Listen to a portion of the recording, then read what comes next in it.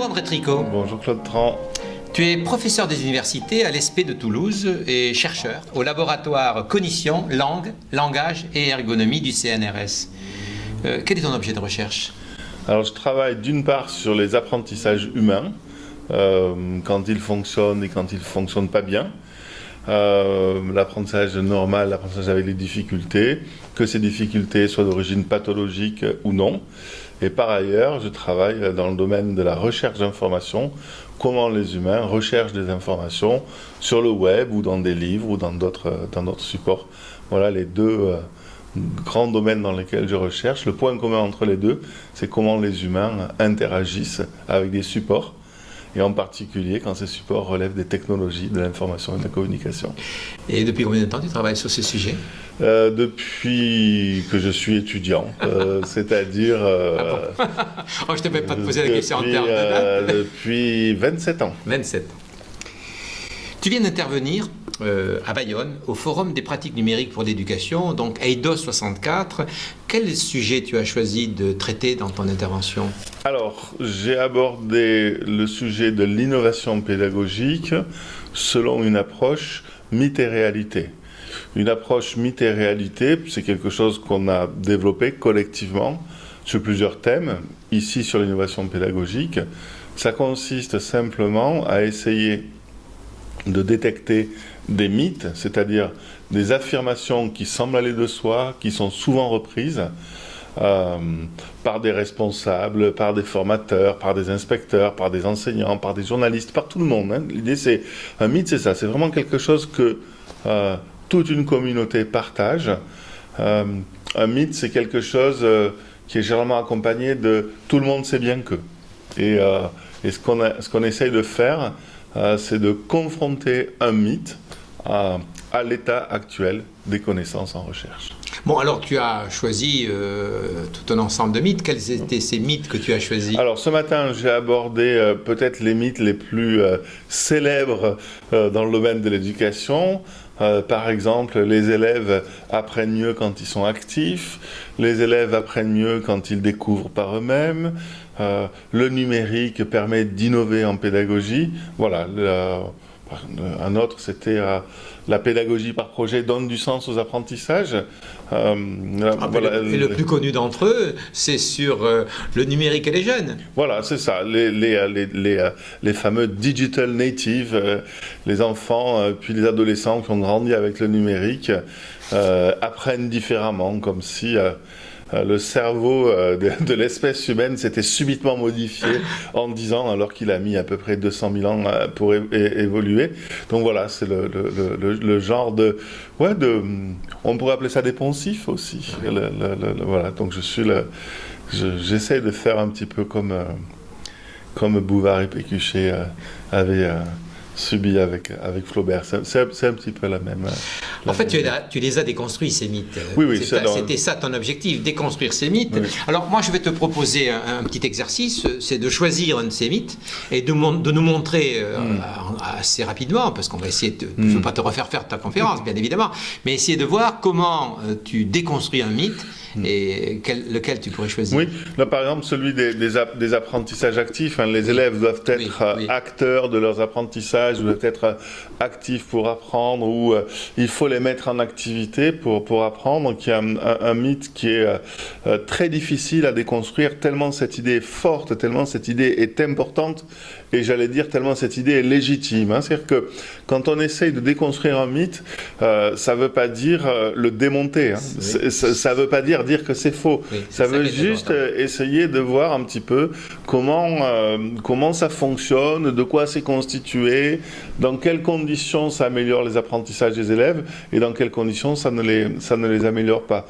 Donc sur les apprentissages actifs, bien entendu, qu'on apprend mieux quand on est actif, bien entendu, mais voilà. Et quand on va regarder dans les détails, on voit par exemple que parfois il faut mettre les élèves en activité parce que le but c'est qu'ils apprennent cette activité, par exemple un savoir-faire, alors que parfois on les met en activité, mais le but il est plus notionnel, il s'agit de comprendre quelque chose. Et déjà on a des résultats complètement différents selon qu'il s'agit d'apprendre à faire quelque chose ou qu'il s'agit de comprendre quelque chose.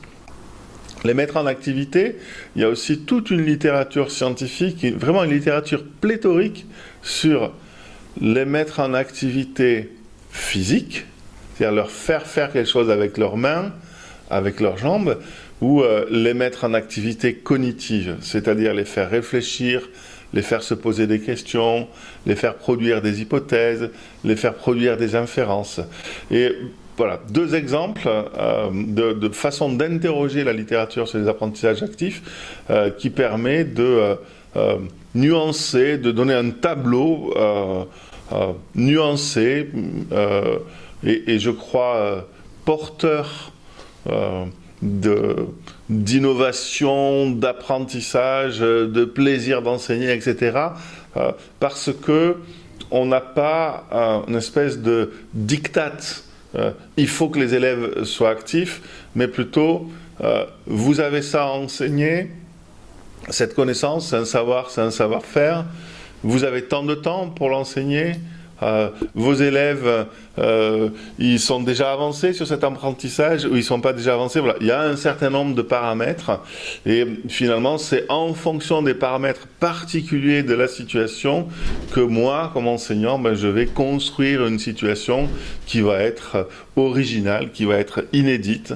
Et j'ai ainsi pas à subir une sorte de vision monolithique de la pédagogie où d'un côté il y aurait le bien de la pédagogie et de l'autre côté le mal de la pédagogie. Alors parlons des enseignants innovants, des enseignants qui innovent. Et il semblerait d'ailleurs que d'une façon générale un enseignant innove, que ce soit petitement ou que ce soit dans un contexte particulier. Oui, tout à fait, exactement. Le point de vue que j'ai voulu défendre, c'est que tous les enseignants innovent et très fréquemment parce que l'innovation, d'après moi, elle est dans la solution, elle n'est pas dans la connaissance.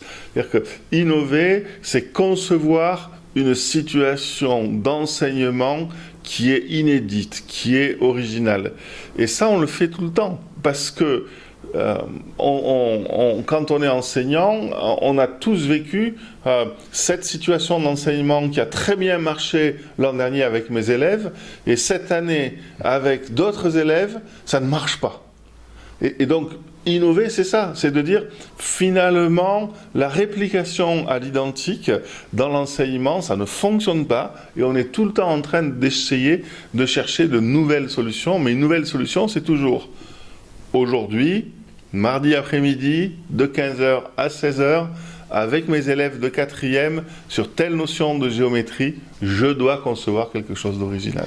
Mais alors en quoi déconstruire des mythes peut-il être utile à des enseignants qui en fait innovent? Alors clairement, notre projet dans cette approche mythe et réalité, c'est de construire un instrument de liberté. C'est de dire l'activité de conception d'une solution particulière pour mes élèves que j'ai cet après-midi, c'est une activité qui est innovante, inédite, c'est une activité qui est profondément libre parce qu'elle est particulière. Et donc, on a construit un instrument pour que chaque enseignant ne se laisse pas imposer la solution de quelqu'un d'autre, ne se laisse pas imposer les convictions de quelqu'un d'autre, mais puisse utiliser des connaissances et des méthodes et des outils pour concevoir sa propre solution. En résumé, documenter, se documenter. Exactement. Et utiliser sa propre liberté. Tout à fait, tout à fait. Et ne pas confondre, c'est une idée simplissime, c'est ne pas confondre la connaissance qui peut venir de mon expérience, mais qui peut venir de l'expérience d'autrui, mais qui peut venir des travaux de recherche, et la solution, c'est-à-dire ce que je fais moi dans ma classe avec mes élèves. Donc, favoriser le partage entre enseignants, favoriser l'échange entre pairs, favoriser la coopération. Ouais, mais l'échange de connaissances, l'échange d'expériences, l'échange d'outils, l'échange de méthodes, la solution, elle est radicalement innovante, elle est radicalement personnelle et surtout, elle est radicalement située. C'est pour ça que je parle de un enseignant lui-même. Cette chose que j'ai faite l'an dernier avec mes étudiants, je refais la même chose, 12 mois plus tard, ça ne marche pas. Donc c'est pour ça, c'est même mes propres connaissances, je suis toujours obligé de les retravailler parce que les solutions, chaque fois, elles vont être originales. Merci beaucoup, André Tricot. Merci, Gontran.